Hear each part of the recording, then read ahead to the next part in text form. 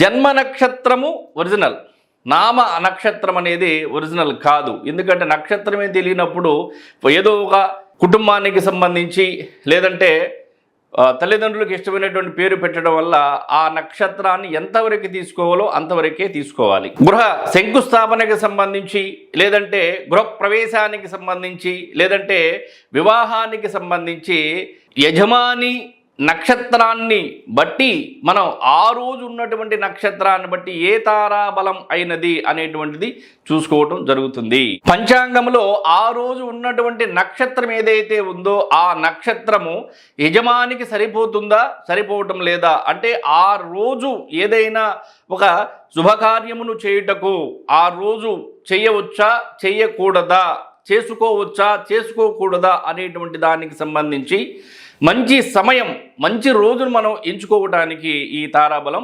ఉపయోగపడుతుంది.